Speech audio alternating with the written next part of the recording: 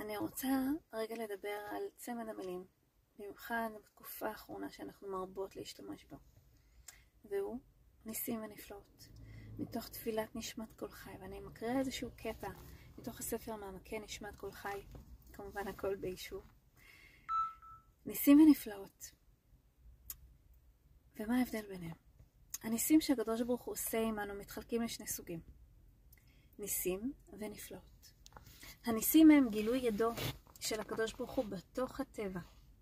ואילו הנפלאות הן התגלות אלוקית שלמעלה מן הטבע. מה הכוונה? נס הוא לשון ערים ניסי.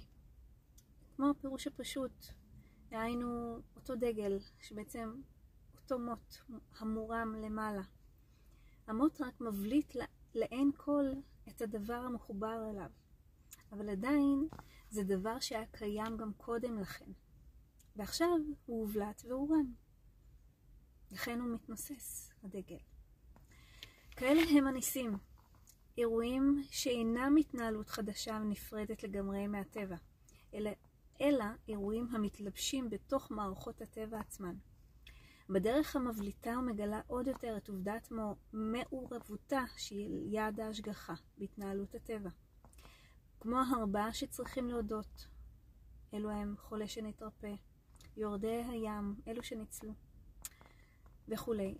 שרפואת החולה באה על ידי התרופות שקיבל, ויורדי הים הגיעו בשלום אחרי שהים נח מזעפו. אין כאן חריגה מוחלטת ממסגרת הטבע. לעומת זאת, פלא מבטא דבר מופלא. סליחה על ההגיה.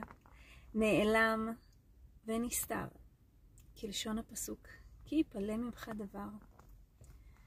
כפי שרש"י מפרש, כל הפלאה הוא לשון הבדלה ופרישה, שהדבר נבדל ומכוסה ממך. זו התגלות אלוקית של רובד תמיר, נעלם וחתום לגמרי, החורג לגמרי ממסגרת הטבע וכללי ההיגיון המוכרים לאדם, כמו מכות מצרים, קריעת ים סוף, תחיית המתים וכדומה. ולכן ניסים כאלה נקראים ומכונים נפלאות, כי יפלא האור הזה לעין כל רואה ואינם יודעים מהו, לפי שאין לטבע האנושי שום השגה או תפיסה בזה כלל, הוא פלא יקרא. דברים ממש חשובים שנפנים, נחקוק את זה בלב, עד כמה הכל מושגח.